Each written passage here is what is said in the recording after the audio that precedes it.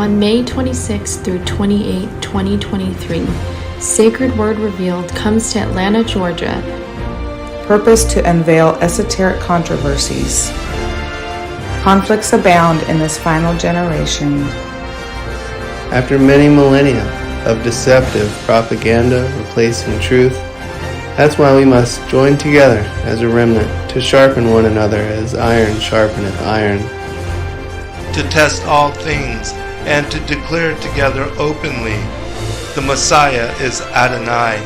Get your tickets now at sacredwordrevealed.com and join us for another exciting, rejuvenating, and challenging weekend of worship, fellowship, and discussion with the truth-seeking community.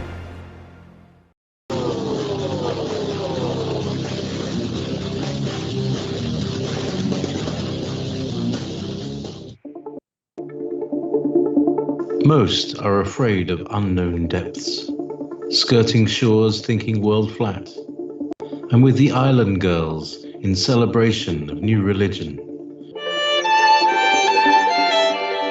Nobody led me or said this way. I sailed alone on makeshift raft with wind as companion.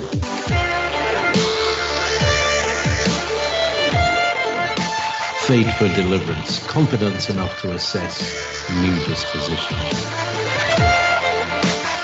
Seekers of lost paradise may seem fools to those who never sought the other world. Welcome to Momentary Zen with Zen Garcia. Visit www.fallenangels.tv. You're listening to Revolution Radio. Hello and welcome, friends, and thank you for joining us for another live broadcast. I'm your host, Zen Garcia. This is Momentary Zen here on Revolution Radio. And I'm honored and it's a great pleasure to bring on Gary Wayne, the author of The Genesis 6 Conspiracy and what will be a soon release as well. Gary, how are you doing, brother? Doing very well, and so happy to be back talking with you again tonight. And yes, very much looking forward to my new book called The Genesis 6 Conspiracy, How Understanding Prehistory and Giants Helps Define End-Time Prophecy. So it's going to be an interesting sequel because you can read the books independent, but I think one will want to go back and forth between the two. So yeah, really looking forward to getting that out and just going through the process now of going through all the details of getting it published and working out the details of that and the editing and the marketing and stuff like that. So still work in progress, and don't know whether it'll be out. It won't be out in the next month or so, but hopefully, depending on what the publishing queue is going to be like, I'd like to have it out before June, but we'll have to wait and see. I have to get into the publishing lineup, so to speak. Well, I know everybody is very much excited and that you have a lot of fans out there with regard to your research, and that a lot of people are looking forward to your follow-up. If you would, can you share your social media contacts and where people can go to find and support the work that you do have already published and released? Terrific. Yeah, thank you. So the best way to get a hold of me or to find my book, and that's other than speaking, that's the only type of income I tend to accept is the book sales and speaking when there's a profit on the conference that makes that available, then I would accept that at times. But so Genesis6conspiracy.com, Genesis6conspiracy.com is the website. That's with the number 6. And on that website, I have a generous excerpt of all 98 chapters of the first book. I will put up a generous excerpt of all 85 chapters of the new book as well off the same website when it becomes available. And I'll probably look at through my social media, Facebook and whatever else I'm going to be on. I'll be making those decisions fairly soon.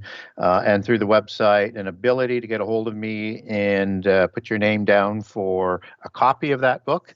I'm not quite yet ready to take names, but I want to sort of get that official and organize it so I don't miss anybody. If people want to book beforehand, that will be available.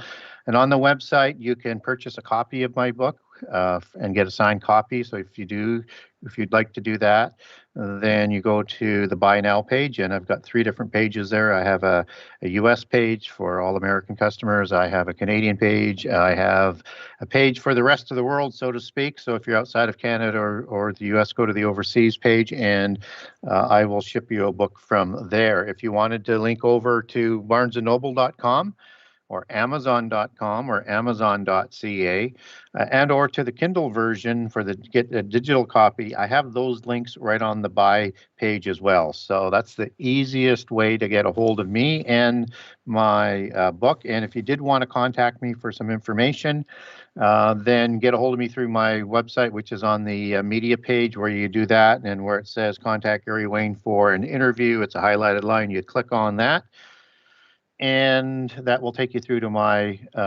Genesis6conspiracy@gmail.com email. So that's the best way to get a hold of me. Well, I'm very excited about the show topic and also the release of your book. This is something that you and I, when we've done a number of shows together, and we've spoken about in detail about Atlantis and the giants, the fall of the angels, the war in heaven, the previous earth age, and how all of that is really important for understanding the legacy of the second world age and the current 6,000 year, 7,000 year timeline that we find ourselves in. But when I released my last 2 books, which are about the antediluvian age and the reign of the dragon lords, there wasn't a lot of material. In fact, I don't recall finding any books about the previous world age, the antediluvian age, or the pre-Adamites out there. And so this is a topic that has been pretty much not even really considered and not greatly spoken about. And yet, again, understanding the end from the beginning, I do think it's important that people really look at and come to discernment on what the Bible regards as the earth becoming without form and void.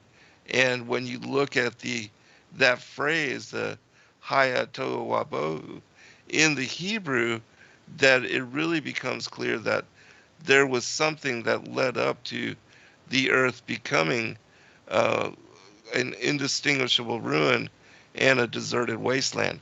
That it wasn't created that way. It wouldn't make sense for the Most High to create the earth in an imperfect form. And then also considering and looking at worldwide the numerous structures, the cyclopean, the megalithic architecture that we find worldwide, and that are in a lot of times aligned to the stars or to celestial alignments, and are done and created in a manner that we cannot replicate in this day and age. And so for scientists to declare, that we evolved of monkeys, and that the whole theme of evolution, and that somehow in our hunter-gathering past, we were able to create these kinds of cities, which still stand today and are, without a doubt, a witness to things we do not understand, supernatural circumstances which people are just now starting to consider. And I do believe that the Bible speaks about these things and covers these things in great detail. It's just, most people don't look at or are not learning, hearing from the seminaries or Sunday school teachers anything about the fallen angels, the war in heaven, the rebellion of the watchers, all of that, and how, in my opinion, it ties to this.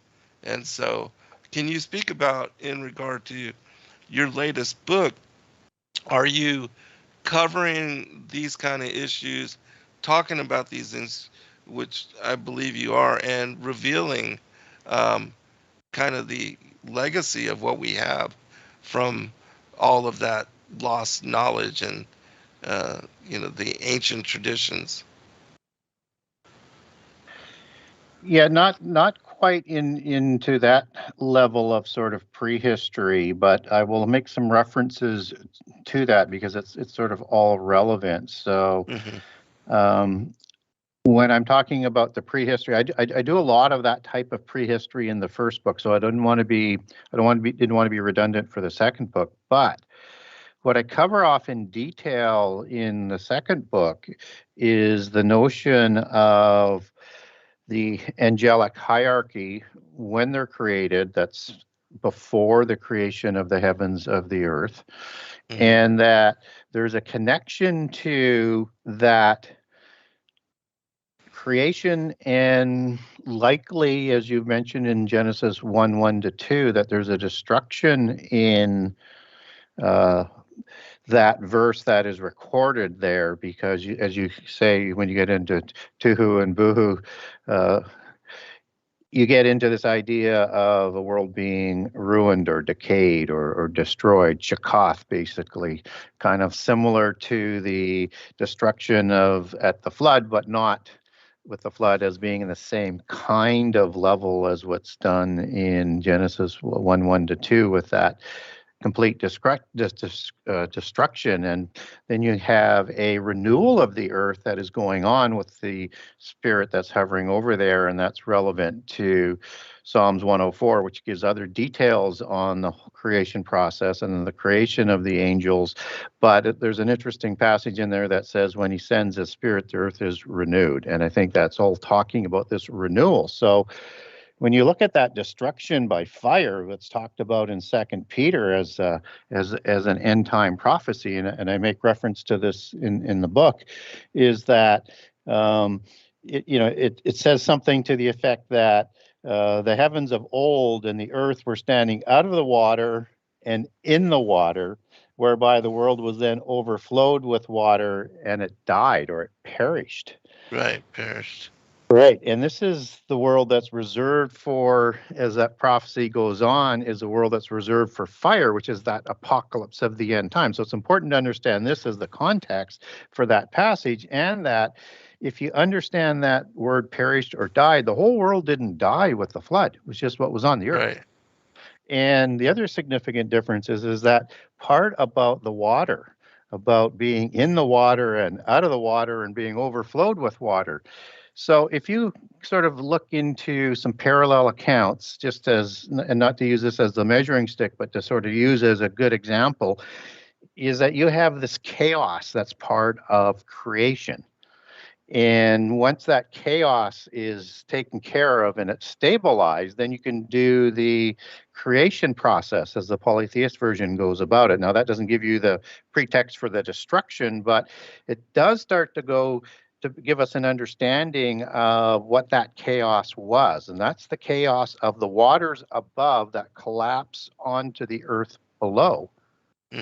And so in the renewal of the earth, you have to have that reseparation of that water to create the firmament that's from the sun and in, so that you can have the creation of day 6. So you get all of that is sort of part of that whole, what I would call a New Testament sort of dual prophecy in Second Peter. And I talk about a dual prophecy in the second book. And a dual prophecy is, I think the best standard would be Ezekiel 28 or Isaiah 14, but there's several of these prophecies. And within that, you have details that specifically go back to prehistory. And so like with Satan in Isaiah 14 as being either the cherubim or the one who's trying to raise his throne to heaven in Ezekiel 28 and 14.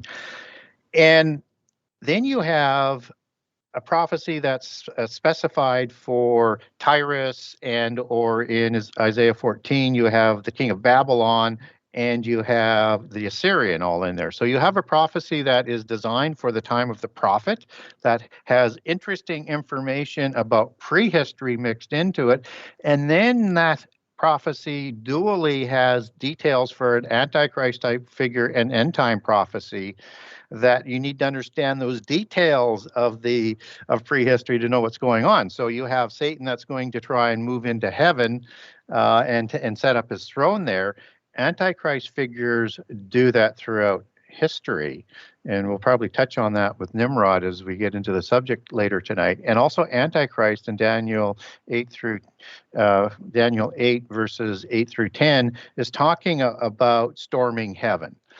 And that's the same timing of the passage in Revelation 12, where you have the war in heaven after Antichrist comes to power. So you get that sort of connection. But in the book, in terms of a lot of what I cover off on the really deep prehistory, I'm just covering off the angelic creation and the hierarchy of the angels.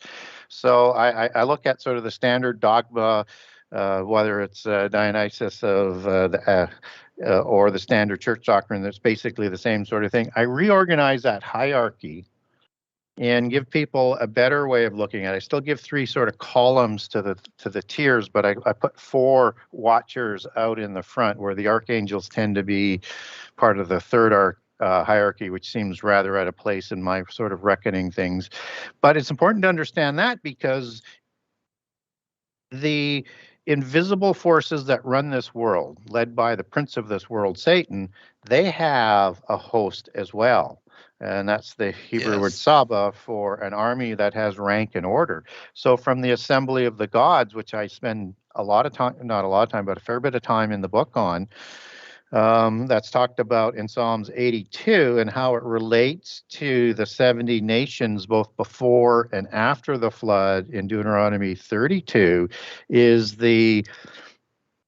are the invisible ones and the rank and order that is running this world, and that the visible ones, their spurious offspring and followers, sort of replicate that with their authority on this earth. And that's what is going to be taken care of in the end time. And so it's all interconnected. So if people want to understand end time prophecy, you just have to understand the history. So that includes how the earth would have become destroyed in the end time. I mean, not in the end time, in prehistory, Genesis 1:1 to 1:2, an understanding for people who aren't familiar with what we're talking about. There's 2 ways of translating Genesis 1. Either the world became void and formless, or the earth was voidless and formless. And so it's just a matter of how you want to translate that first word. And then once you get into the other words and you get into other passages in the Bible, some of the ones that we've talked about, and I think you were also referencing Isaiah 45, that God doesn't create anything in vain, Right. that you have to understand that context of that rebellion to understand not only why we're here, but that the Adamites and the epoch of the Adamites, which includes the end time, is to be the resolution to that angelic rebellion. And so you need this information. So that's part of what I talk about in the book, as I connect those types of things into the end time prophecy. So I have sort of, say, about 2/3 of the book on giants and prehistory, then 1/3 of the book on end time prophecy, and providing a chronology that people can start to work with, and also put in what my approach is there as well, so people understand how I arrive at my conclusions. Awesome. And also the subject matter tonight, and the reason I brought up and asked about the prior history, the First World Age, is because I do believe that CERN is a repeat, and that what they are doing there is something that has been described in not only the Emerald Tablets, but also another scroll called the Scroll of Thothis, which I'll share portions of with you and get you to comment later. But I think that, the rituals and the things that they're doing there are to bring forth interdimensional beings, that they're doing these black magic rituals. and that this is a repeat of something that brought judgment upon Atlantis in the previous world age. And so I just wanted to get you to comment on that if you see it in similarity, and just what you wanted to bring forth in regard to CERN, and if it has connections to uh, it, Well, like I see it. yeah, I think we're talking the same language for Yes. sure. So there's this principle again that if we want to understand end time prophecy, we have to understand that term that's in Ecclesiastics about nothing is new under the sun. What Mhm. was will be again. So things just sort of kind of repeat as we go through this epoch.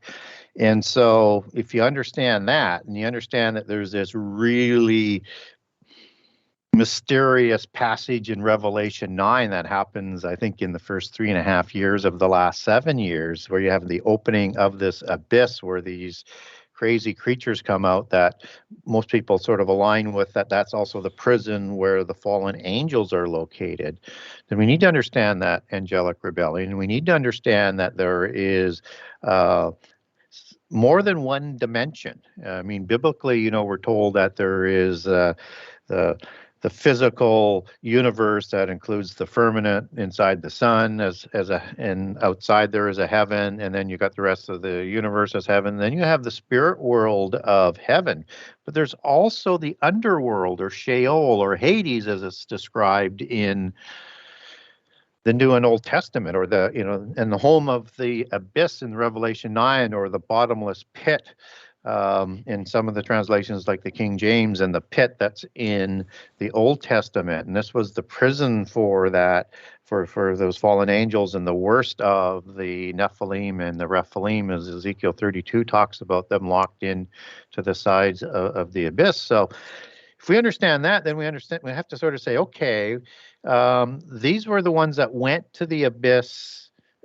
from the time of the flood, and in connection to the corruption of the earth at that time, both before and after the flood. And if there was a second creation, like with the Baalim, for example, creating the Rephaim, then those gods would have went to the abyss as well, and those would be the ones that would come out. But you have this greater apocalypse that was in Revelation 1:1 to 1:2. So was there something that happened there? And then this was a repeat of the rebellion and those in prison. So there may be even more ones in prison, or variations of how you want to go with that.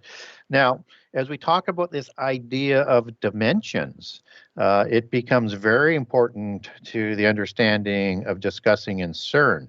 And when we talk about CERN, we talk about significant technology and knowledge that you were referencing in the building of these great cities and monuments that we can't do today, and there's no proper explanation that makes any sense coming out of secular accountings and or the sciences associated with it. So we have this understanding, though, that you have a time both before the flood and then shortly again after flood where these angels walked amongst humankind, and they provided great knowledge to the 7 sciences that were being developed, and they were taken to a significant level, and a level that I think we're just coming towards that event horizon now, and we're still not there, although it's developing very, very quickly.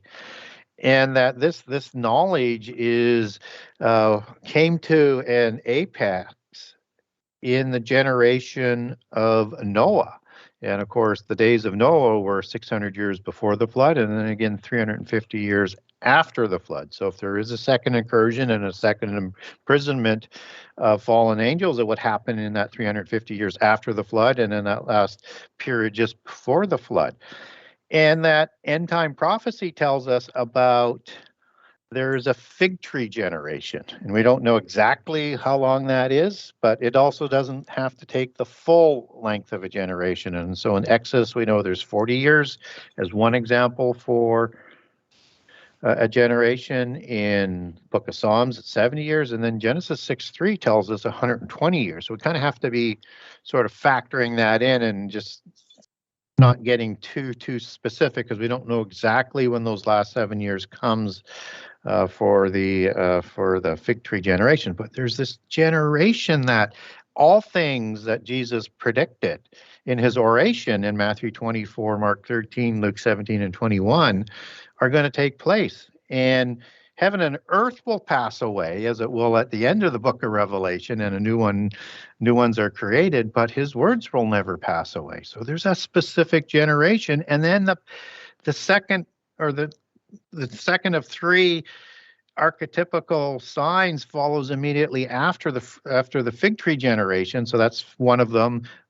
Beginning of sorrows is another archetypical sign that we need to factor into the whole generation. And immediately following the fig tree generation is the days of Noah, used as exact same words to describe Noah's 950 years that he lived in Genesis 9:29. Those words are very, very specific. So if we understand then that there was this technology in the past, and we're just catching up to it now because nothing is new under the sun, then was there this use of knowledge happening a few more times than what we might have first thought, in the time before Genesis 1:2. Again, as you approach the flood apocalypse, and maybe again shortly after the flood, and that's where it starts to intersect with Nimrod and Babel, and why there's a connection there, and why it's important to both Nimrod and to the end time globalist forces, the occult religion and the global 10 king empire that they're trying to set up, that they get access to these other dimensions. So I'll just leave it there before we start getting into CERN, but I think it's a terrific sort of preface as to the level of technology that we're going to be talking about tonight with CERN, and what they want to do with that technology and what they might be looking for.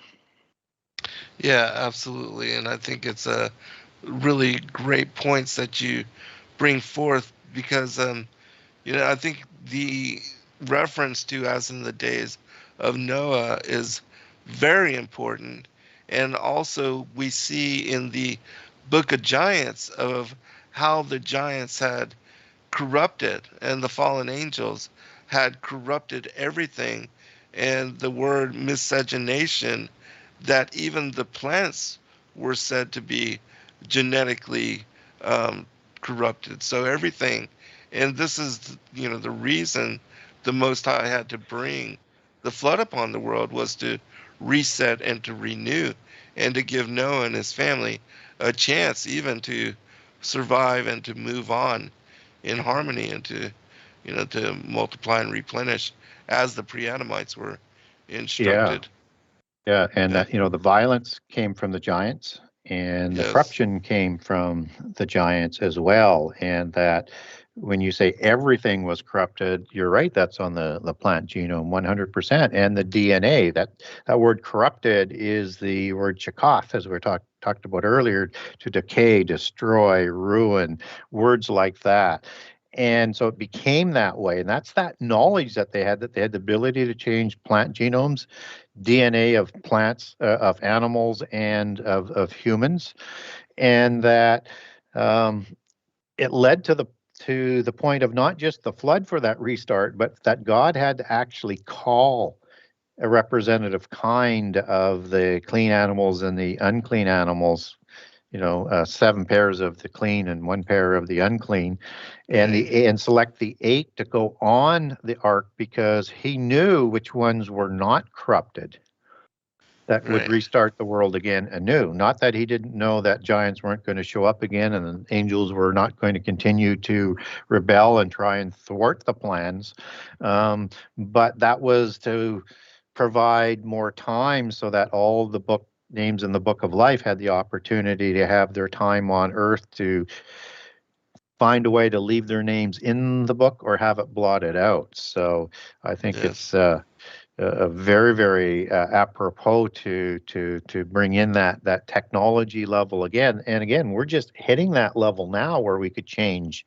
the DNA around the world or the genomes around the world. But think about doing that at a higher advanced level, in the quantum level, at the building blocks of creation, how much you could change it using that type of angelic technology. Hmm. Yeah, and as you said, with regard to the replication, I think that, the powers, the principalities, that they are poking and leading and guiding humanity to the recreation of a lot of these technologies in order to replicate things that they've done in the past. And I think CERN is, a perfect example of that. And also with the supposed deal that the extraterrestrial or the alien gods had even said to have been made with the American government, that they would trade technology as long as they would, look the American government would look the other way when people were abducted, or they were invasive on others' lives. And there has been this experience in the history, and definitely incidents reported all over. And I think this kind of thing is heightening as well, that it's happening more and more. Yeah, I think it is too. So that technology is what everybody's chasing. There's no rhyme nor reason, as just sort of acquiesced or usurped the authority to develop it at any price or cost or from any source. And that guidance is happening again to create that technology. And I think that's reflected in the book of Enoch, where that illicit knowledge of heaven was Right. provided that would set that off. And what's also interesting was, when you were mentioning the book of giants, there is that Gilgamesh is mentioned in there, and Yes. he was so upset at the dreams of the apocalypse that was coming, and Enoch said there was nothing to him, that could be done to Right. avoid it. That he was so upset that he took on the loyal angels himself and warred with them. Yeah, he wasn't successful.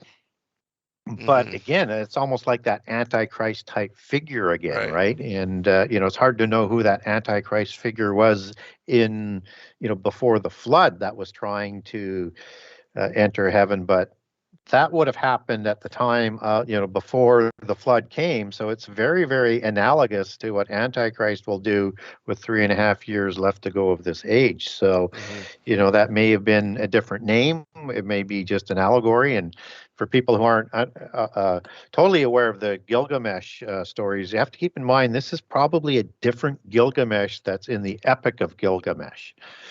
Because in the Epic of Gilgamesh, he is born of Lugabanda as his father, king of Uruk, in about the 6th generation, and through the mother goddess Nin or Ninsen. And so it's like he is a second incursion giant and named after an antediluvian giant. And what's important about Right. that sort of analogy is that that's not unusual to have giants after the flood named after the ones that were before Right. the flood.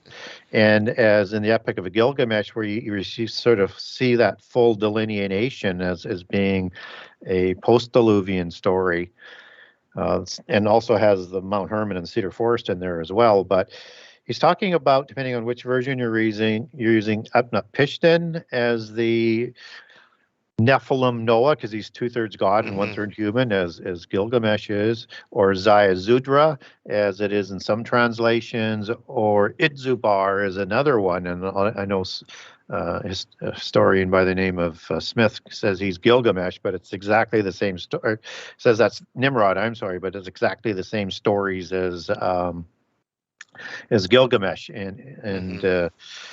and so I think that we have to keep that in mind as we're trying to understand the chronology of prehistory. Is sort of my point on that. So yeah, so I think we had that technology that was in place, that they could build the things that they were doing, and that they could build all sorts of technologies that either were recreated again after the flood, that we see part of that deception of what's going on today, or it was spared from the flood. I don't care how you want to do it, but if it was spared, it would have to be done in the earth, off the earth, somewhere other than where the flood was doing the damage.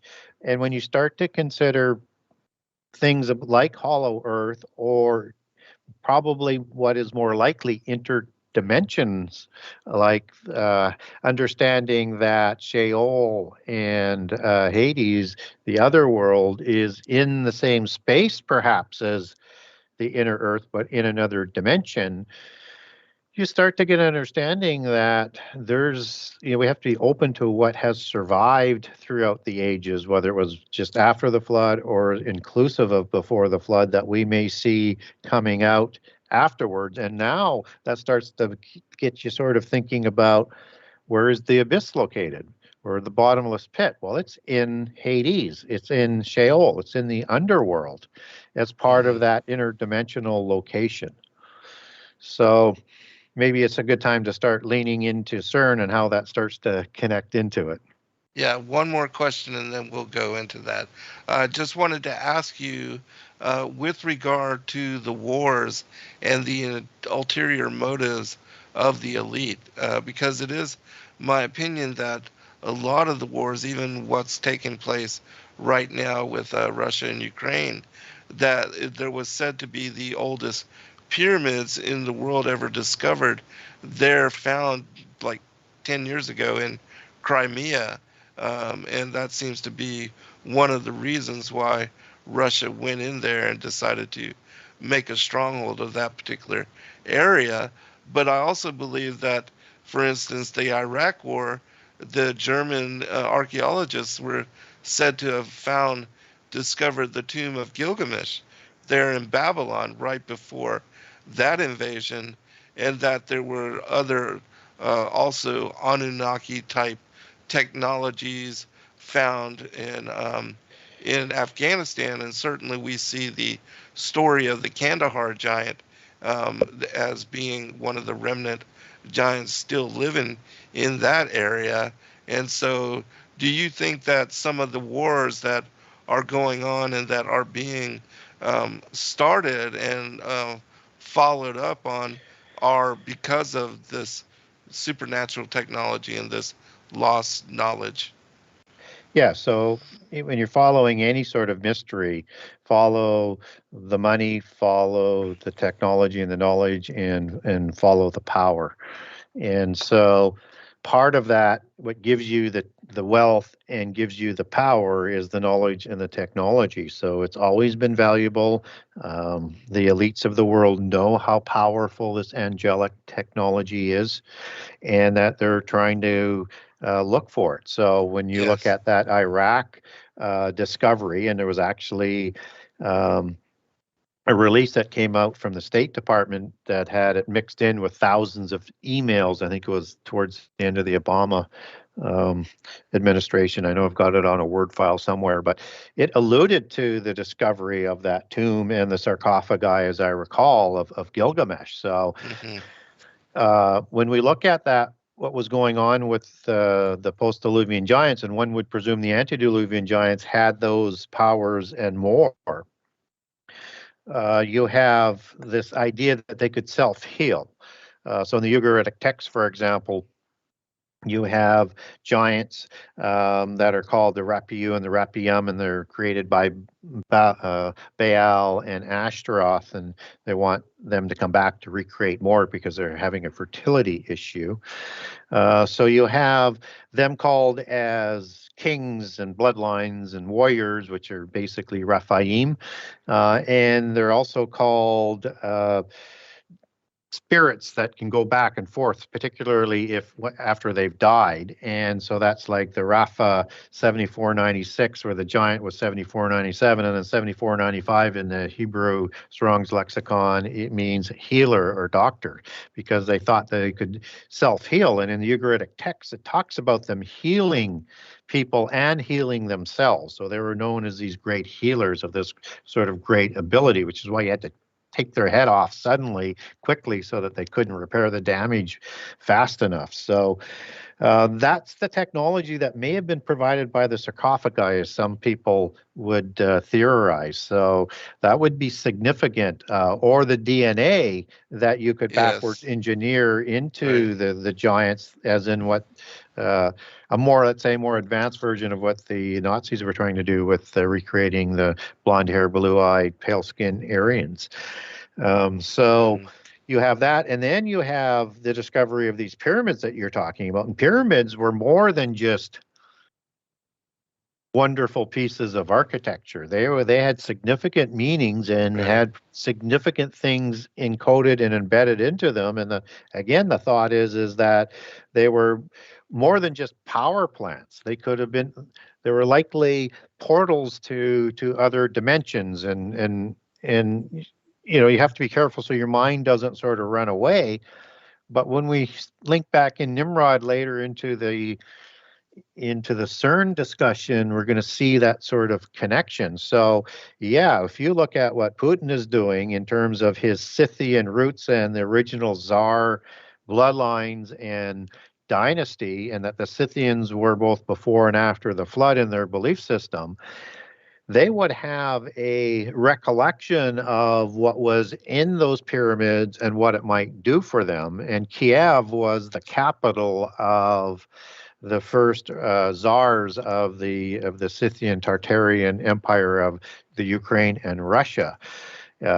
Tartaria is a larger grouping than that, but that was one of those segments of that Tartarian Empire, both in our post-Diluvian history and before the flood. And those pyramids were likely built before the flood. So that would Right. sort of say this is the direct link to that technology before the flood, because we can't build a pyramid today to the exacting specifications. We can't, and have incredible amounts of sacred geometry and astrological alignments built into it, and then to do more functions than what we might be able to imagine in terms of what it might be able to do in terms of the technology that was encoded into it. So I think they're always on the look for that, because that would be a game-changing technology in terms of who's going to control the world.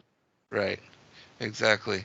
Yes, and we've got about 10 minutes before we go to break, but also I wanted to just ask you, and then feel free to go in to CERN, and because I definitely think it's relevant to the subject, and I'm glad that we're going to be following up on it. But in your research, have you heard or studied, and I know you brought up with Sheol and Tartarus, that these races are dwelling under the earth, and if there had been even judgment passed on them, because I know that in the Cave of Treasures it speaks about, in a passage, about how certain giant tribes were locked into the center of the earth, that they were banished to the interior of the earth. And I think that the wrath of God poured out on the wicked, that, and also what they're attempting to do right now in CERN, that the Most High will remove his restraining hand and allow them to achieve the rituals that they're doing in calling up these dark interdimensional beings, and that the locust army coming at the end of days is part of the judgment of him allowing them to get exactly what they want, which is to bring forth these entities to this particular realm. Yeah, I would certainly think that is, and we could be talking about a combination of literally in the earth and or in another dimension on certain things. And so Hmm. we know there was underground cities that were built all over the world, and Right. Petra would be probably the most famous for people to sort of zero in on. And what we see on the outside is a very small piece of what's built in the earth. Exactly. Yeah. And so what's interesting about Petra is I mean, it's ancient, so it's probably antediluvian, but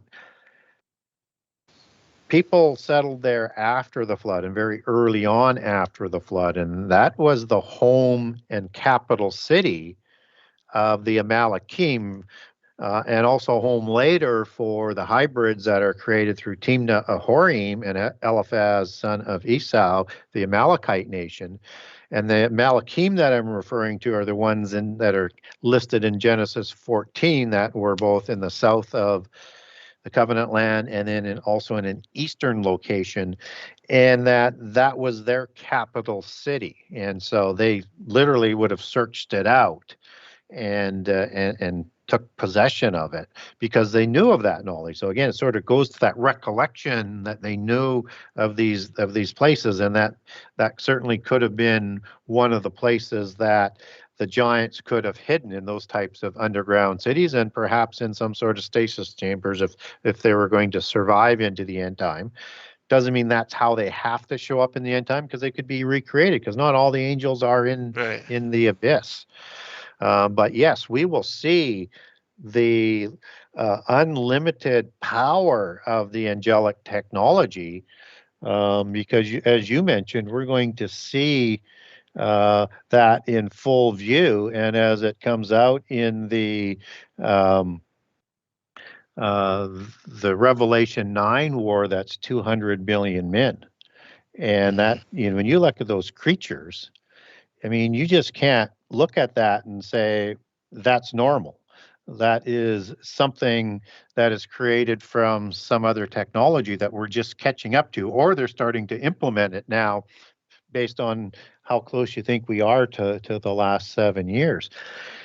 And this happens after the abyss is open, as what you linked. So, and then you have this great war. And these beings have a description that are very similar to Joel 1 and 2.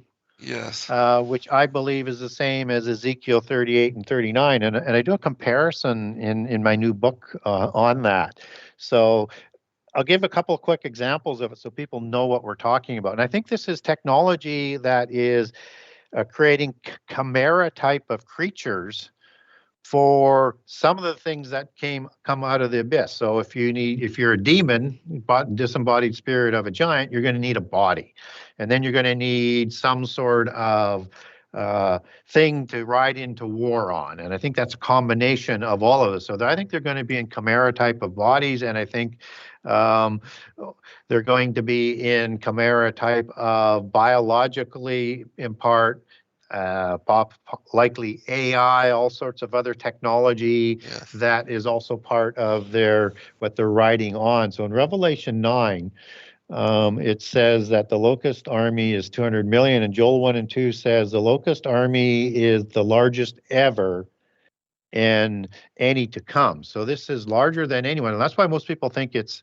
Armageddon, except that in Joel 3, that's the Armageddon War. This is before the Armageddon War, and then this Revelation 9 and Ezekiel 38 and 39 happens before the midpoint of the last 7 years, so Armageddon is yet a war to follow. So perfectly consistent that way.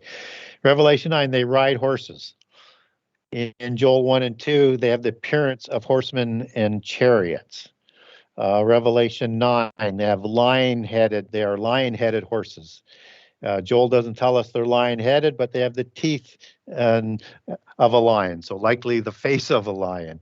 In Revelation 9, the power of the horses come from the mouths breathing fire. In Joel, the horses and chariots destroy with fire. So you're getting chariots also involved with the type of vehicle or weaponry that I was referencing. The tails in Revelation 9 were like serpents with heads. We don't get a description of those tails in Joel 1 and 2. But Revelation 9, the human heads on the riders were not described, but they have human heads. And in Joel, what we're told is their faces cause terror. So whatever this human kind of head is, it's probably Nephilim-like that is going to cause terror. The riders and horses wear fire, brimstone, breastplates in Revelation 9. In Joel 1 and 2, the rider and the horse is not wounded by the sword. So they have some sort of high-tech level of breastplate. And then I'll just finish off with, in Revelation 9, a third of the heavens is darkened. In Joel 1 and 2, the sun, moon, and stars do not shine. So you have the same types of descriptions for this army that happens as part of the first woe of those scorpion creatures coming out of the abyss. Yeah, agreed. Yeah, we've got about 6 minutes. Would you like to go ahead and get into CERN? And then when we return from break, I'll read a passage that I think is connected to it, after the second hour. Yeah, I think it's perfect timing just to sort of Mhm. set some of the preface for CERN, and we're going to talk some things that probably people haven't heard about before, but we're going to make it very sort of compelling as we talk about some of these details. So, we're all familiar with these crazy occult dances and things that are associated with CERN. Um, CERN is an occult science in practice, and it's a technology that is unbelievable. But let's just sort of go back to a few details that will help understand what CERN is. So, CERN was, first of all, the birthplace of the World Wide Web. That most people aren't familiar with, and it was used to link into the internet and the hypertext. And so it is sort of the beginning of this whole interconnected hive kind of mind world type of thing, and where the world is one. Um, the CERN organization has UN observer status, like the Knights of St. John. Um, those are the only two organizations I'm aware of, there may be more, that have UN observer status and aren't nations. They have the right to speak at general meetings and at debates if they choose. They have the right to sign resolutions and to vote on procedural matters if they choose. They have the right to sign signatures on working papers. So this is a globalist organization that is working for globalist purposes. And so CERN believes that science is a vehicle for social change, social justice, a socialist world in what they would call, or I would coin as national socialism on a globalist scale. So global socialism is what they're trying to do. And that's why everything is so analogous to what happened in World War II. So right from the word progressive and everything that follows thereafter, it's a very similar kind of analogy because it's a sister organization to what was going on in Germany. I'm not saying they're there yet, but they're working towards the same atrocities. They all eventually do the same thing. So CERN believes in science for social change.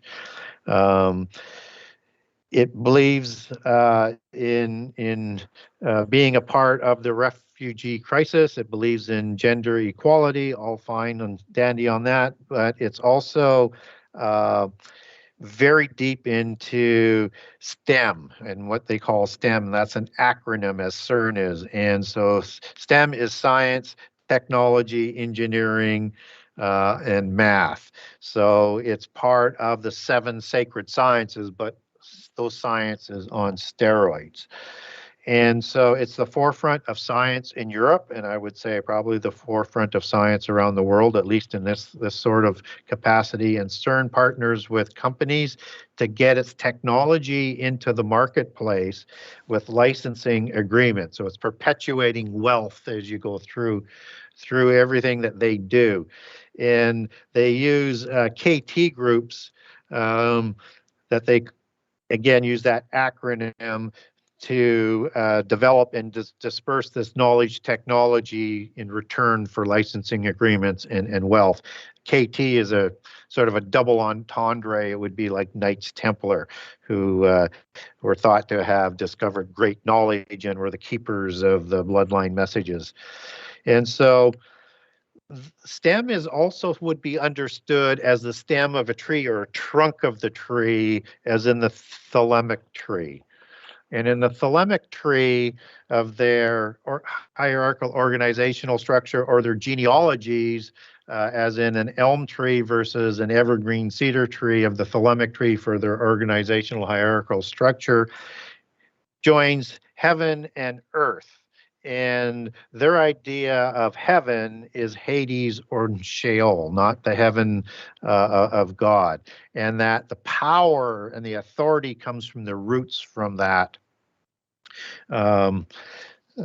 heaven that we would know as part of hell. And so we need to understand that they encode and embed everything into their imagery as a celebration of the gods that they worship, just as science honors through naming everything and after the gods of prehistory, whether it's Greek gods, whether it's Egyptian gods, it doesn't matter. They're there to honor the gods of the pantheon, which is what the seven sciences were originally created to do, and was morphed into for protection into Enochian mysticism, as in Son of Cain, that merged with the illicit knowledge of angels, that then partnered with the offspring of the angels who provided the additional knowledge to usurp the earth before the flood. And they're going to do that again as we get into the end time. So the CERN is an Atlas experiment, as they would call it, and have named it. And of course, that has antediluvian reflections, Atlas being the king of Atlantis. And Atlantis was the helm of world government that was trying to create a world government through military war. It had the most advanced technology and most advanced civilization in Greek mythology. And Atlas was its king, and Atlas was king along with 9 other kings. So this Atlantean empire had 10 kings, just as the globalists are trying to reestablish this new Atlantis that the Club of Rome and the UN have divided up into 10 groups of nations. That's reflected in prophecy in Daniel 2 with the metallic empires and the toes, in Daniel 7, and Revelation 12, 13, and 17 with that end-time empire. And Hold so... Hold on. We'll be right back, everybody. We'll pick it up on the other side.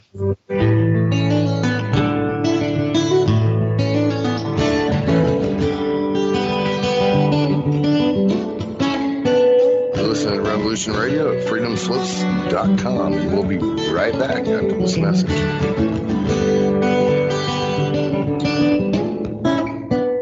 We will not comply with the institution's sick illusion. No, it won't be televised. Welcome to the revolution. We will not comply with the institution's sick illusion. No, it won't be televised. Welcome to the revolution. They're trying to dumb us down. Don't want us to make a sound. We gotta get out of now, 'cause it's a revolution. Revolution.radio, freedomslips.com.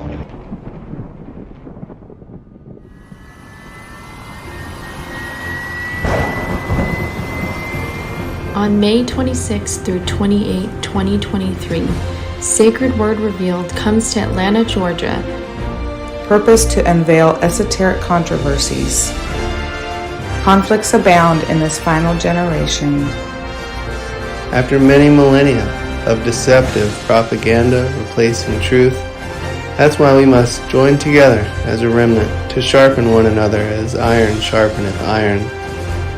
To test all things and to declare together openly, the Messiah is Adonai.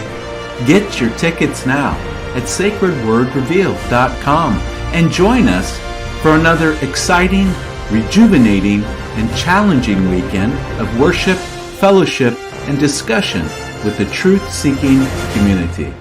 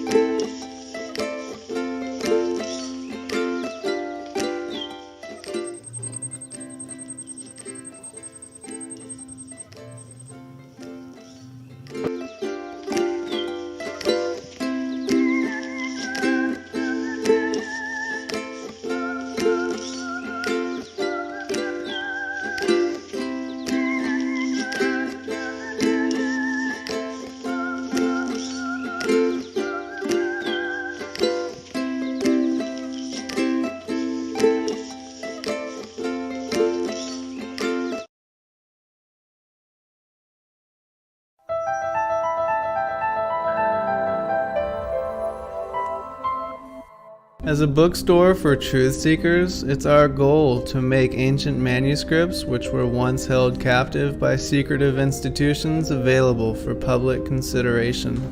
In our generation, where wisdom has increased as Daniel the prophet foretold, we have access to many of the testimonies our early church brethren were persecuted for preserving. After being hidden for centuries, these manuscripts have been leaked from various sources throughout the earth, and it's our goal to gather these sources into printable form to make available for all who seek the ancient way. If you're looking to deepen your studies of the biblical narrative, find these ancient manuscripts and more at sacredwordpublishing.com.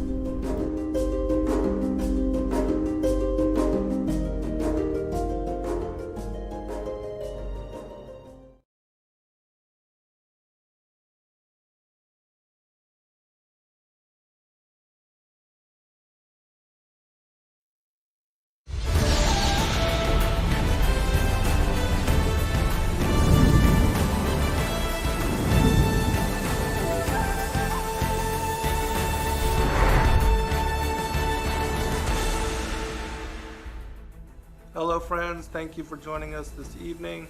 I'm your host, Zen Garcia.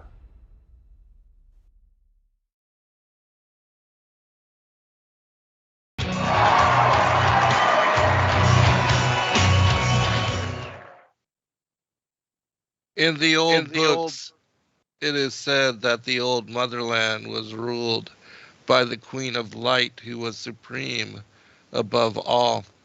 The temple tales tell that the lesser gods came to dwell among mortals when the mistress of brightness ruled in Kalathi, that they were sheltered in temples, and priests were appointed to minister unto them. It is said that places of instruction were set up within the temples, but few men were taught the inner knowledge. It was rightfully held that it would be a danger to those without wisdom, and it had to be safeguarded. Is this not the tale told in the book of beginnings? It is said that Kalathi lay within the borders of Kamu, but could it not have been the land of similar sounding name outward from Pontus, beyond God's land? Is it not set up both that they were engulfed in fire and water? In the book of beginnings it is said, the generations passed and a vast amount of knowledge and wisdom was accumulated and preserved in purity. It was the heritage of mankind, but though man had learned to cherish the light of truth and walk wisely with it, nevertheless then, as now, false priesthoods flourished.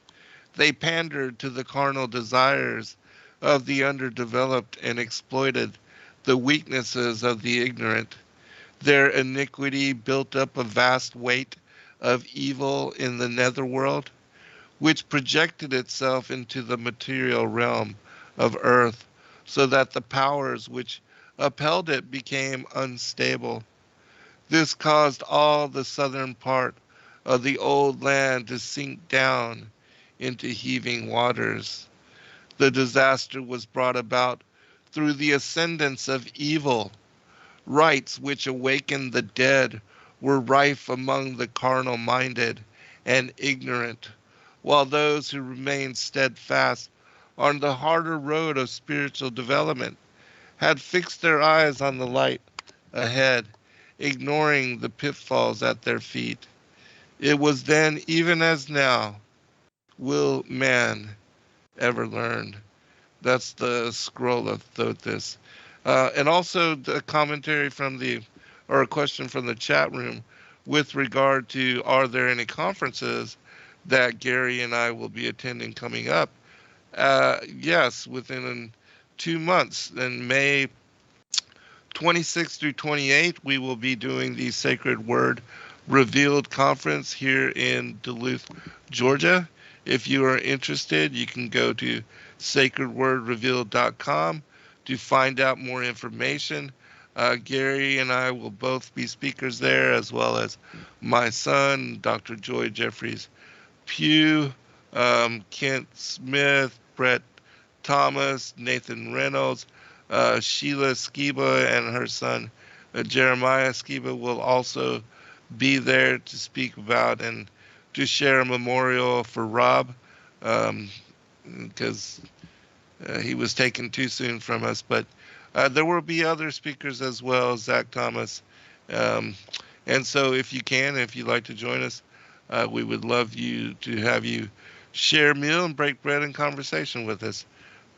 Gary, turn it back over to you, brother. Yeah, very interesting passage that you read out. And, when we're talking about the Queen of Heaven, Yes. especially in the hive context as well of what the occult is trying to bring about. And when we get into what the technology is trying to tap into, that will really sort of make some connections, because it's, again, as we talk about that technology, but it's more than just the technology, it's also the corruption of the knowledge and the use of the knowledge, because knowledge is neither good nor evil, it's how it's used. Right, And right. that's the thing to always keep in mind. And so how this knowledge is going to be reintroduced and then abused again is sort of part and parcel of what sort of drives them in their belief system. And so we have to keep that in mind, that even though we're talking about science, it's going to come home to the Enochian mysticism, and will become one and the same, just as Francis Bacon, who was a Rosicrucian, wrote The New Atlantis about the end time, when there would be their religion, their Gnostic religion, that also created theosophy in the New Age, and the same global Gnosticism, as they believe that's the same ancient pantheon that's around the world, is going to be working in harmony with science in the end times. So all of that will come back in, and all the other things that they were using, like evolution, just to lead people away from God, they'll throw that aside pretty fast. So we're not there yet, but that's what's going to do it. But it's important to sort of understand that kind of imagery overlay on where this thing is going to be going, because we're talking about that Atlas experiment that CERN is. And so Atlas would be understood as an Antichrist type archetype in the antediluvian world as well. So whether Gilgamesh, Atlas, whoever the Antichrist was, and there was probably multiple Antichrist figures then, just as there will be in the end time. So as we understand that the occult is part of this, is the occult sciences and the development of the sciences that is emerged in with all of their imagery of the ancient pantheons around the world, understand that dance that I talked about earlier, that you can see on YouTube, and then they come out with other really freakish sort of occult things and celebrations, but that one dance is the dance of Shiva. And that is out of the Hindu religion, which is going to be important to keep in mind as we get into the technology. And the dance is done in a burning halo or an orb. Again, part of occult religions, and gods used to come into this realm at times in a bubble or an orb or a quantum bubble, as it might be called, which again, that term quantum is going to become important as we go through this hour.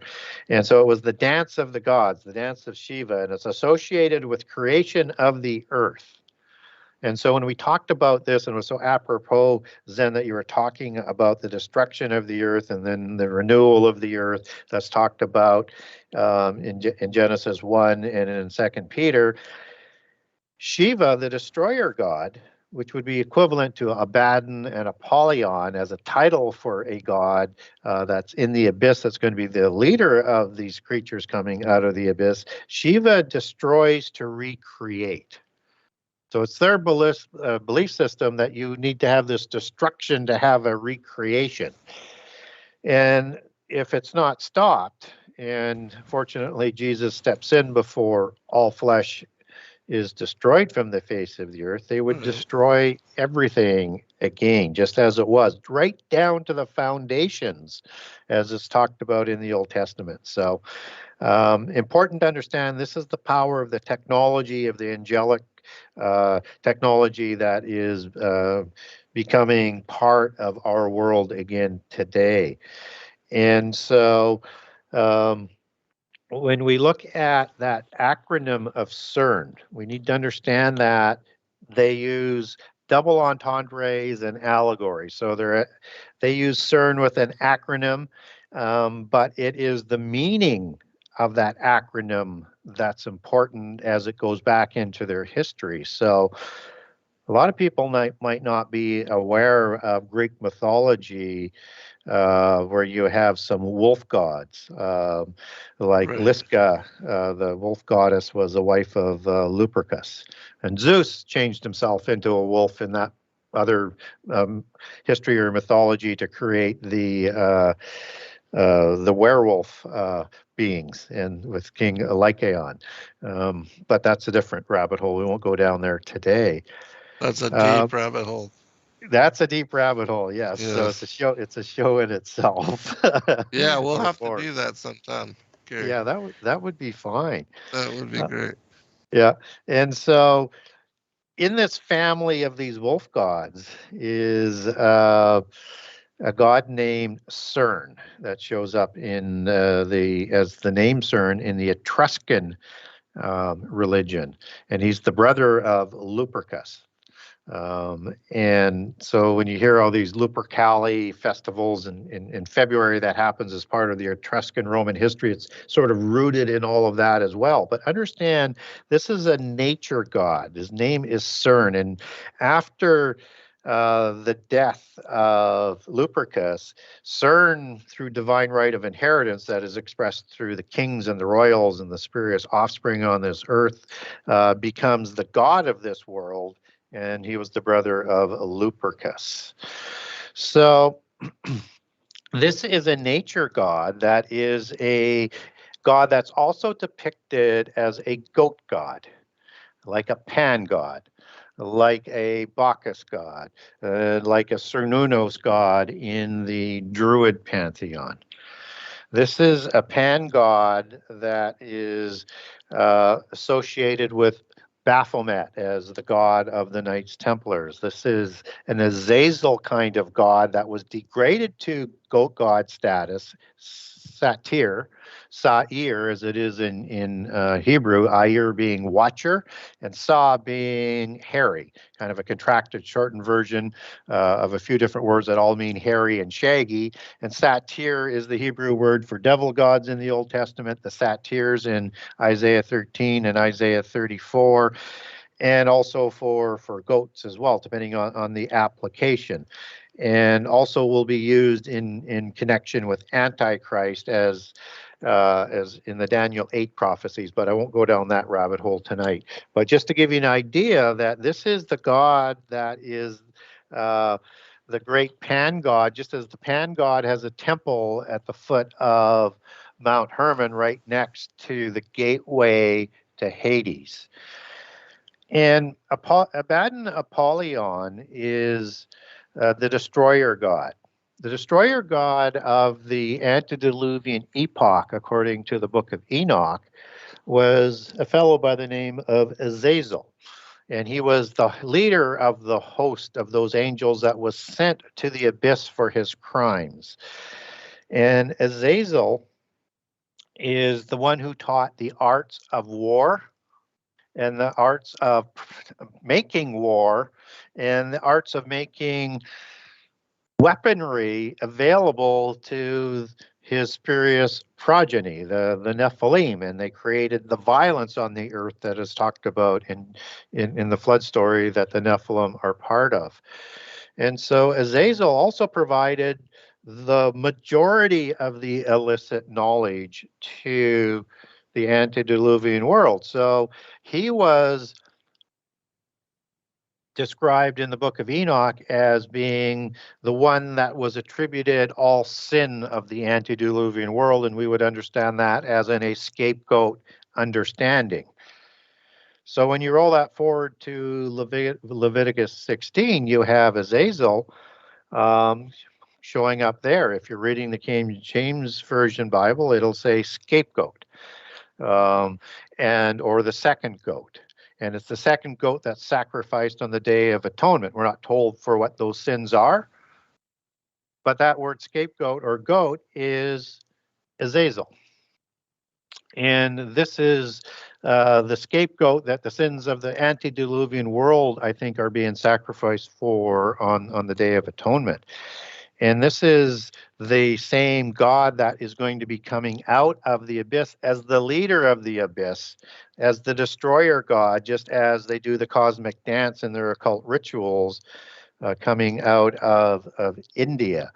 So when we look at Apollyon, Abaddon, they both mean destroyer in Hebrew and in Greek, and that CERN is located in a town called Saint-Genis-Pouilly, and it was originally a Roman town called Apollyacum. And both of those words derive out of Latin for Apolliacu or Apollyacum, depending on which word you want to take that back to. And there's a temple dedicated to Apollyon there. And Apollyon comes out of the group of words out of Greek that has Apollo in it, and they're kind of similar types of meanings. And it's not that it's Apollo that's the god that's going to be coming out, because it has its own nuance, the meaning as the Greek sun god in Greek history and mythology, but he was also the god of death and pestilence, and as that meaning is part of that destroyer god as well. And so he is very much a part of that Etruscan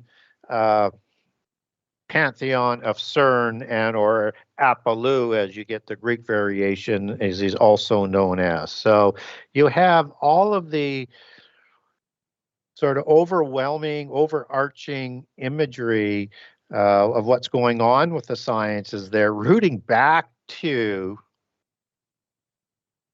the one who is credited with giving most of that angelic technology to the antediluvian world. I mean, you just can't make this stuff up, but there's no way that you could have a coincidence like that. Right. Now, we also see some of this knowledge that sort of shows up shortly after the flood. And I'll let you back in here in a second, Zen, just to finish off on this, and then I can get into some of the other details later in terms of the quantum technology. But after the flood, Nimrod, in secret society history coming out of the Polychronicon and the history of Freemasonry, receives knowledge from a fellow by the name of Hermes, who finds the two pillars of Lamech and or Enoch, depending on which version that you're reading on that, and there's two different legends on that. And he brings that on the two pillars of Lamech are the location of the lost knowledge of the antediluvians. One is made to survive fire, one's made to survive the flood, so it floats. So it's obviously the one that floated that he found. And there he finds, according to the legends, 36,525 books buried in 9 vaults, stacked on top of each other, incredibly underneath the Great Pyramid. And he brings that knowledge back to Nimrod, and they use that knowledge to build Babel City and Babel Tower. And we're told with that application biblically, with the knowledge that we're not told of where it comes from biblically, that acting as one people with one language, there'll be nothing that they can't do by extension, which is again an archetypical understanding for the end time, just as Babel is the root word for Babylon. So it's going to be that religion that he imposes plus this knowledge, and he builds this ziggurat.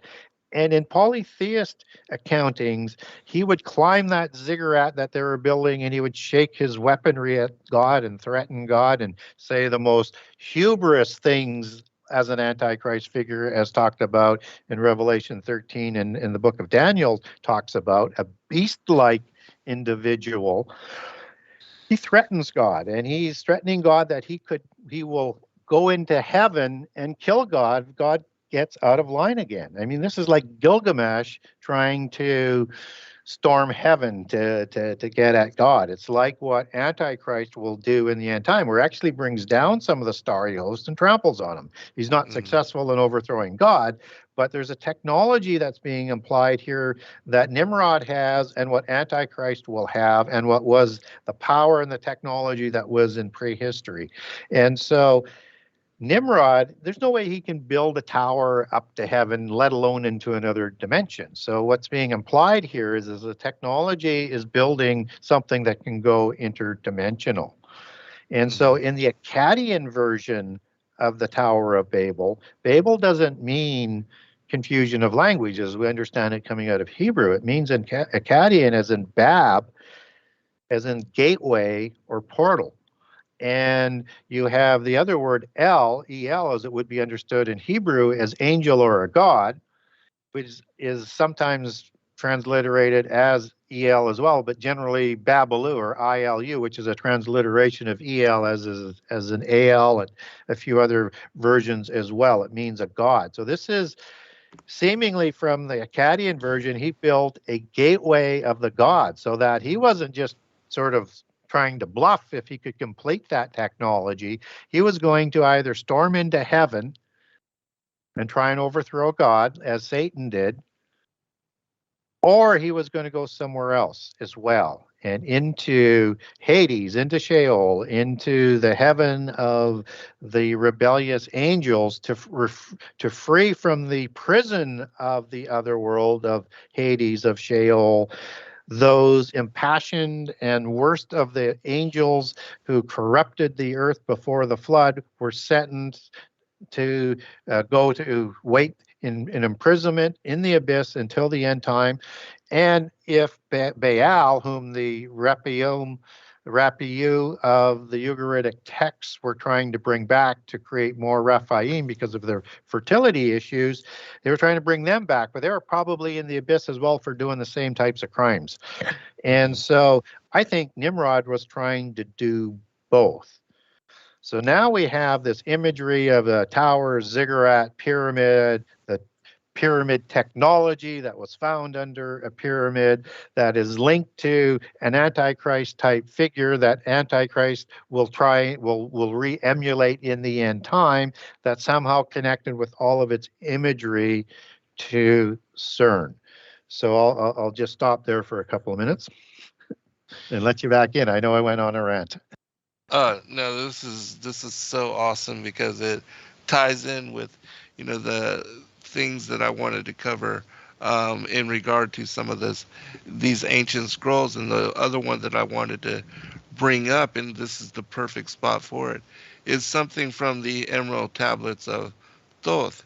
And for people that don't know about or have not read these, it speaks about the antediluvian times, and also about the destruction of Atlantis and how the Atlanteans, when Atlantis was destroyed, they split off in a diaspora and went to different parts of the world, but they took their knowledge with them. And there was once as it says of the mother culture, that there was this high technology. The Atlanteans knew about these things, and then when the diaspora happened, they took the knowledge with them to different parts of the world. And we see that empires and civilizations came up at the same time.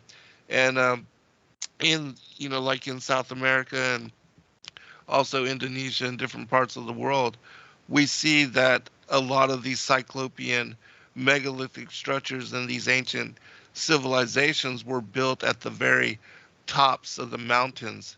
And in my mind, it implies that, this was at the time when the world was covered over in deluge, and they had to build at the tops because that's where the area, then they descended as the water levels started to also descend. But I wanted to just share this passage from what is the tablet number 7. And it speaks about them doing these blood rituals where they're trying to invite these interdimensional beings into this realm, and it's intriguing. So I'll just read this real quick and pass it back over to you. It says, "Speak thou in words without voice to those who dwell down below. Speak I of ancient Atlantis. Speak of the days of the kingdoms of shadows. Speak of the coming of the children of shadows. Out of the great deep were they called by the wisdom of earth men, called for the purpose of gaining great power. Far in the past, before Atlantis existed, men there were who delved into darkness, using dark magic, calling up beings from the great deep below us. Forth came they into this cycle. Formless were they of another vibration, existing unseen by the children of earth men. Only through blood could they have formed being. Only through man could they live in the world. In ages past were they conquered by masters, driven below to the place whence they came. But some there were who remained hidden in spaces and plains unknown to man. Lived they in Atlantis as shadows, but at times they appeared among men, when the blood was offered. For they came they to dwell, forth came they to dwell among men. In the form of man they amongst us, but only to sight were they as are men.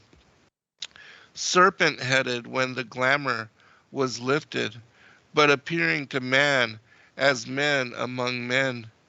Crept they into the councils, and taking forms that were like unto men, slaying by their arts the chiefs of the kingdoms, and taking their form, they rule over man. Only by magic could they be discovered. Only by sound could their faces be seen.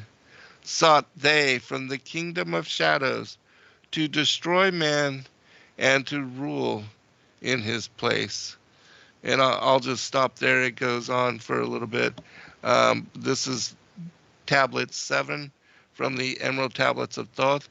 But I think it's intriguing how these, because we have the Anunnaki, who are said to be feathered serpents, and the antediluvian gods were also said to be dragon-like in aspect or seraphic in appearance. And these particular beings are said to rule over and haven't even taken over the bodies, the bloodline royals that rule the world, which there seems to be rumors and also stories about the connections of the royal elite with these particular deities as well. Gary? Well, yeah, that's very, very good stuff. And, I write about in the first book about the 7 sages of Atlantis. And you have this legend that sort of goes worldwide. There may have been more than 7, but 7's a common number.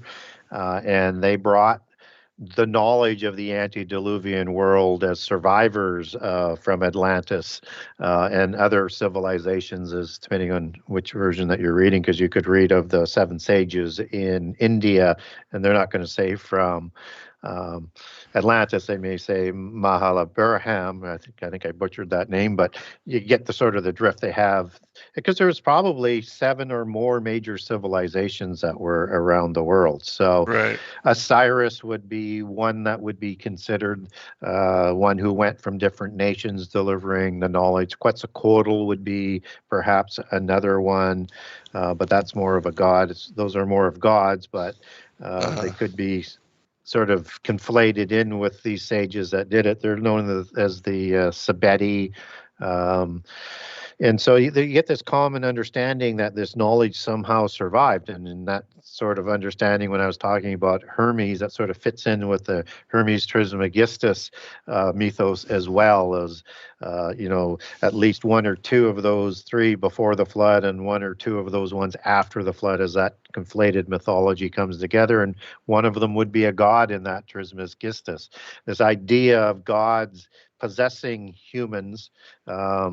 We was a well-known understanding in prehistory, and they didn't call it necessarily possessing, but it was the avatara understanding as we would understand it today. So Vishnu was the avatar of Buddha, and Vishnu came, I think, 16 times in different incarnations, and Shiva did the same thing. So Shiva may be involved with an incarnation in the Christ consciousness of the New Age and the Antichrist figure in the end times. So yeah, it's interesting to understand that knowledge, and that this knowledge it was used in ways that we can't even sort of imagine, and that's the scary part. That's why we understand that we're just coming up to that event horizon, so to speak, in terms of the knowledge. So as I relay over to how that connects back into CERN, it's that technology, and that at CERN you're getting quantum computing and AI that are working together. And what's important about that is that quantum computing can get you into different dimensions, but it under the older sort of technology, and it may be evolving today, but it was more like, I would call it like a rifle shot as opposed to a shotgun. So it was single bullet, single target. But if you want to search more dimensions and more places in those dimensions at one time, you need AI to match up to that. And so you're going to see more of this AI and quantum understanding marry up in all sorts of formats. That's just starting to get into cryptocurrency, and maybe at the end we'll get into that, because I don't want to get down another rabbit hole, because that's another great story too. But you have this searching of multiple dimensions, and they are looking for something. And so I'll come back to, what they're looking for other than these particles that they're talking about. And that's important. And I also think that it's the abyss that they're looking for is important as well. And that ability to open up portals to go into other dimensions. And so quantum mechanics, quantum math, has as a pioneer Wolfgang Pauli, Pauli, and he saw his research through the occult, and he was a fan of Carl Jung and his alchemy and Eastern religions, numbers, myth, and all of that coming together as one sort of philosophy, one sort of theology, and that alchemy type of impact is really sort of important as it mixes into that, and particularly as you understand that in terms of geomancy, which is all part of this. And geomancy is not only understood as the divination of geographical features and figures and lines, including ley lines, also known as part of that arts and sciences of the occult of arranging buildings and other sites so that everything lines up. That's part of that celestial alignment on ley lines, on holy sites, for the energy and everything else that's going to go through in that technology that they're building. And also the divination of the soil through the ground. So they understand everything that's in the ground, not just for growing things, but what it can be derived out for power and what's underneath that, both in this physical world and in another dimension. And it also is the use of sciences and math. And geomancy is like a gatekeeper who can create portals between worlds. So if you're a geomancer, you have the ability to do that. That's part of these sciences and part of that portal aspect that we're talking about, where the abyss is in another dimension, and with what Nimrod was trying to do. And in the occult, you have cryptograms, they call them, and they're codes that are encoded into the universe. That's the part of the sacred geometry that you hear being encoded into their worship sites. So this is very advanced algorithms and technology that we understand superficially as the sacred geometry. And they believe that Earth is a sentient and an intelligent and conforming to the mathematical and geometrical laws not understood by science as it was, but not as it is changing. And so geomancy can be sort of understood in relationship to quantum computing and math, to a belief that comes out of the Upanishads and also out of Taoism, the ancient form of Taoism, and or Feng Shui, which was might be a little bit more familiar with people. That Feng Shui aspect of Taoism works at the quantum level, and it's a blend of intention and observation as it pertains to the vibration and entanglement and consciousness of waves and particles. It has a belief that the universe is fabric and not matter, but energy and information, and that is all part of a greater energy field. And I won't go through, but you get sort of the ideas, what they're talking about, and where it's made up of subatomical particles that are connected, that make decisions and communicate with other particles that we would know through quantum entanglement, and that everything vibrates with its own sort of consciousness. They believe that the world as we understand it today is like a matrix or a computer program.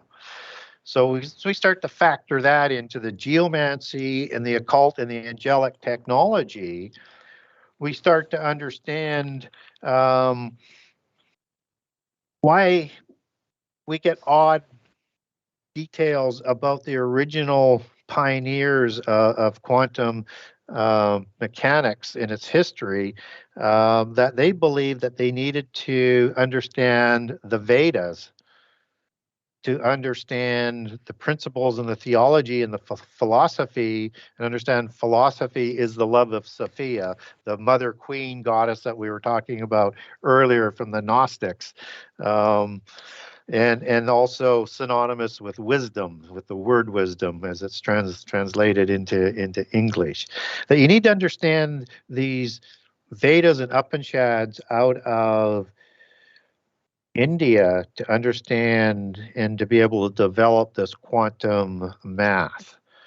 And so Niels Bohr, who's another one of these pioneers, he often consulted the Vedas to get his thinking right again so that he could sort of understand this. And that Werner Heisenberg was also a pioneer, and he believed the same thing and was a fan of Vedic thought. So was Schrödinger, another pioneer, and he believed in the unity of the Vedanta reflected in wave mechanics and particles, and the consciousness and the entity of the Atman or the Atma that is talked about in the Upanishads of multiple dimensions that the Upanishads also refers to. So the whole sort of theology is based in the occult religions, that are religions of knowledge, of lost knowledge that they're trying to bring back. And this is the theology that is being matched up with the AI through the development of quantum mechanics and then by extension quantum computing. So I mentioned this Atma particle. And this is one of the things that they are searching for. So when you get the superficial God particle that they're looking for, or the other names for the type of particles, that may be part of what they're looking for.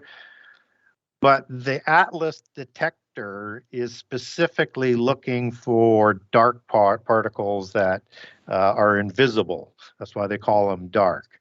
And dark matter interacts through a mediator particle. So that's part of the science. And it has what they call a super partner that is sort of understood as this dark particle, or known in the Atma particle as the known in the Indian Vedic religions as the Atma or the Atman particle. So they're looking for this. And it is an elementary particle that, as I say, is dark or invisible. And what's important about this Atman particle is that it is said to contain the eternal knowledge and is omnipresent. It is the soul, the consciousness, and the communicator of instructions, informations, decisions, and knowledge, right from the Brahman.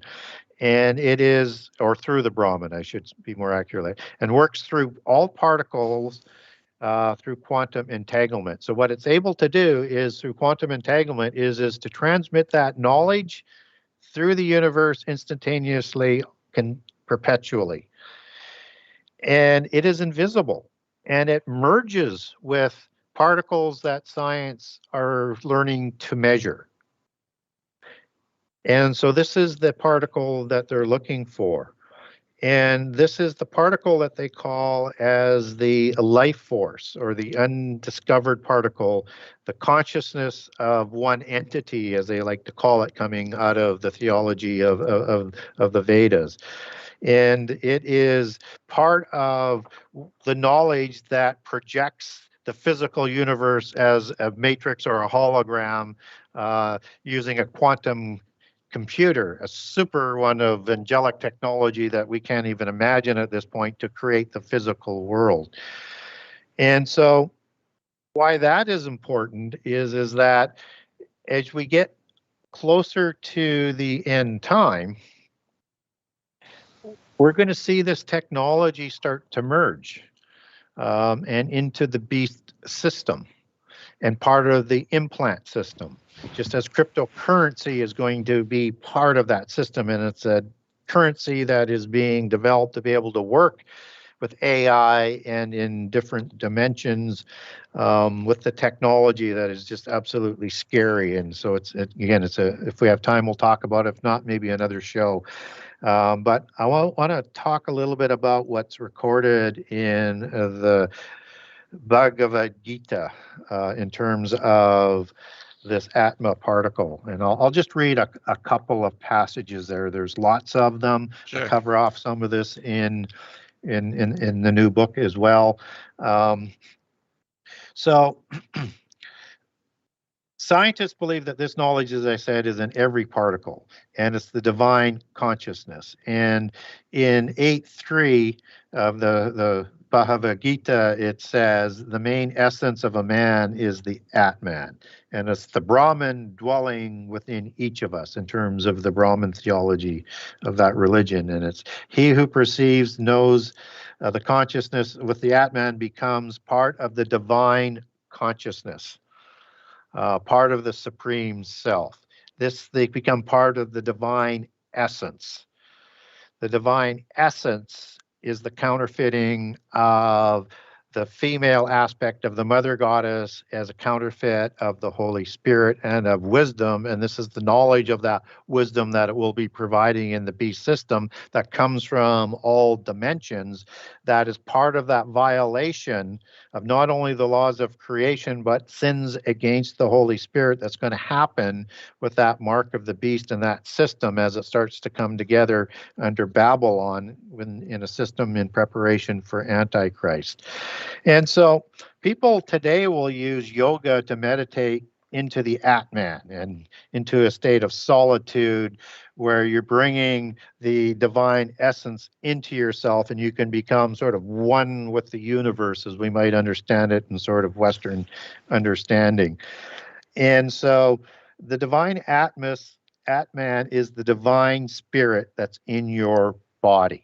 But understand, it's not the Holy Spirit, and that's the counterfeit aspect and the danger. And the divine Atman can reside in bodies, but does not interfere with the body. That's in verses 13 that I'm into now, or chapter 13 that I'm into now, for people who are wanting to check where it's coming, where I'm getting this from. And it is in your body as in like invisible parties, but as a spirit from another sort of dimension, as you would understand that. And it's the source of everything. It is the source of the superior Brahman. And it is the supreme spirit or the universal life force, as they will also express in it. And so we need to understand how the occult religions works with science, because this is technology that's going to be offering us immortality Yes. going into the end time. And that immortality is not only immortality in the physical world, so it's going to have things that are going to work at the quantum level, at the bot level, at the building block level, to give yourself either the ability to repair your body or new bodies, or to cure disease, or all of the above. Or they'll have other bodies, like a sleeve is one of those series that was out a couple of years ago, that they would just give you a new sleeve or a new body or a new clone body so that you could have physical immortality. But that whole healthcare system, as the Davos crew, the Committee of 300, whom they report to, and the secret societies and the bloodlines want to implement, and they believe it'll be implemented through the healthcare system because people will demand it because of the catastrophes, aka pestilences, that will be coming, and other things to give them immortality. And as a promise with their oath of loyalty with the mark of the beast, that they will take, that they will deliver that in return. But as we know in Genesis, the book of Genesis, in the Garden of Eden, and as the Nahash, working with Satan, was communicating to Adam and Eve, that if you eat from the tree of the knowledge of good and evil, you will be like God. Right. So knowledge is that other component. And in the occult belief system, godhood is immortality and unlimited knowledge, and you have to provide that access to this Atman particle to deliver both. That will come through the chip system. And of course, the other thing that they're wanting to do is they want to get in and unlock the abyss and let the fallen angels out so that they Right. can bring about that rendezvous with destiny. So all of this sounds eerily akin to the versions of Nimrod. And all of this is playing out what happened in prehistory, and versions of reruns of that. And we're going to see the ultimate rerun as we get closer to the end time. Yeah, and with regard to the New Age promises, they say and Satan, the Luciferian ideology, they want to teach that everyone can aspire to be the Christ, that they can all be gods themselves, which is the first lie, that caused the rebel angels to fall and to be cast out with Lucifer at the very beginning, in regard to the war in heaven. So it's the same thing, the promise of kingdoms to rule over themselves, and then the whole thing of them also demoting Yahushua to be, an ascended master, part of the great white brotherhood, and that he's a great prophet and teacher, like all of the others that had come, previous to him. And so it's the same kind of lies all wrapped up and brought forth in repeat. And so, yeah, that's what we're seeing. We had a question from the chat in regard to who is funding the CERN and the project, and as far as the money and the finances.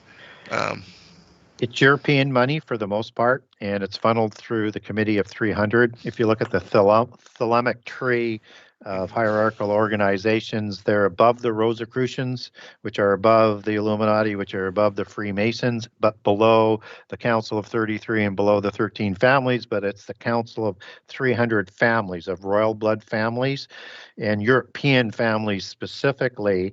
They also have reporting to them the IMF. They also have the World Bank that reports to them. They also have the Club of Rome that we've talked about, that split the world into 10 different groups. And the Bilderbergers also report to them, and many others, just as branches or sort of around the tree go into the tree trunk organization of the Committee of 300. So they control through the G20 and the B20 that met. And the B20 is the Davos crew that met with the G20 in October. They control in those nations and those organizations 85 to 90% of both the world GDP and world trade. So all of that is working together. That's how powerful that group is. So it's very important. And I also wanted to underline what you're saying about that great lie. Yes. In the Upanishads mantra, it says each life is the whole of existence, and I am the West, above and below, and the entire world, and the Brahman. And the Brahman is, as you become one with the Brahman, you yourself become the supreme creator and person and ruler of the world. So it's about becoming godhood through that whole knowledge understanding. And so we're going to see a lot of that type of theology. It's going to be presented in ways that will be sweet and easy to digest, because it's going to play to everybody's weaknesses. But as with the scroll in the book of Revelations, it may be good to eat, but it will go bad in your belly. And I thought that was a good analogy. That is great. Absolutely. And so, the whole theme of I will exalt my throne above the stars and the clouds of God. I will be like the Most High. Again, it's going back to the very beginning, the fall of the angels, the rebellion, the insurgency. It's the same thing repackaged. But and a reminder, Gary will be joining us in 2 months here in Atlanta, in Dunwoody, for the Sacred Word Revealed Conference. And we do invite all of you, if you can, to come and share a meal and break bread and conversation and share hugs with us. We'd love to be able to put a face to the names that we see in chat. We appreciate all of you so very much. Gary, we got just a few minutes remaining. I'll turn it back over to you for a final comment. Yeah, I mentioned early on that cryptocurrency is part of the developing technologies. And recently, starting in November, the reserve banks are moving in to take control on it. The initial cryptocurrency, it was to pioneer it, to sort of get it out, to work with it. So expect to see that become the version of world currency, and it'll be a race between China and the East, with the Russians and the West, to develop this new technology. So you're going to get caught up into that rivalry that's going to, again, deceive people into going with it. And what's important about that is that it's still developing.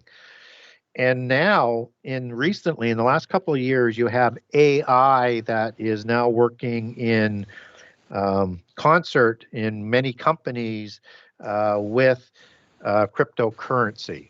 And it is working in concert to correlate through its ability to supercompute the blockchains and put those into different groups of information. And the blockchaining is part of that whole cryptocurrency, and nothing can be erased from the blockchain of cryptocurrency, and it follows.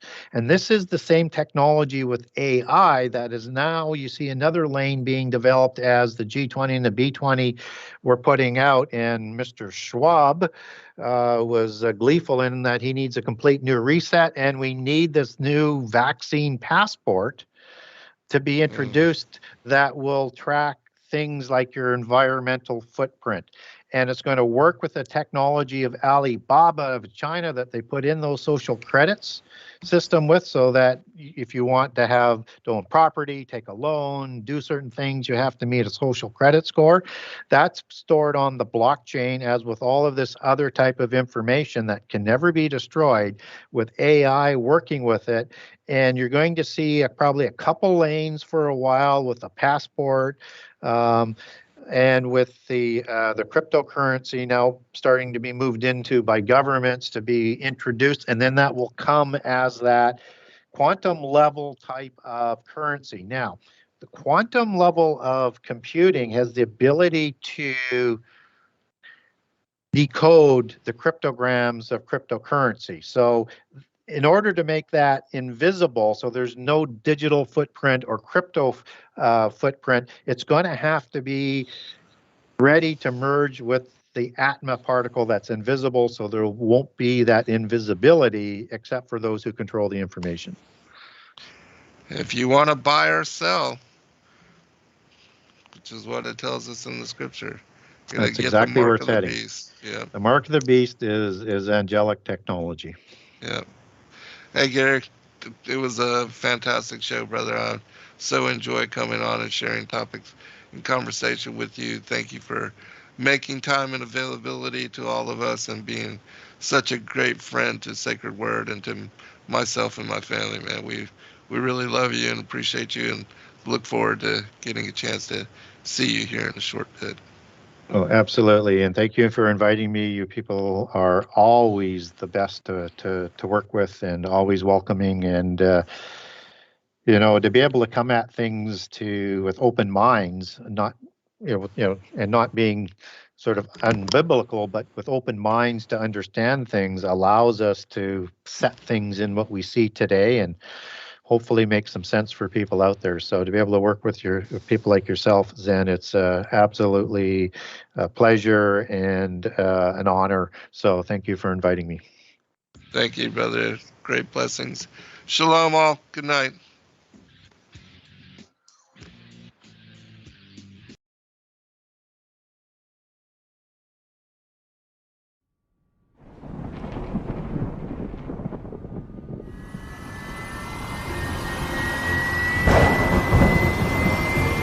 On May 26 through 28, 2023, Sacred Word Revealed comes to Atlanta, Georgia. Purpose to unveil esoteric controversies. Conflicts abound in this final generation. After many millennia of deceptive propaganda replacing truth, that's why we must join together as a remnant to sharpen one another as iron sharpeneth iron. To test all things and to declare together openly, the Messiah is Adonai. Get your tickets now at sacredwordrevealed.com and join us for another exciting, rejuvenating, and challenging weekend of worship, fellowship, and discussion with the truth-seeking community.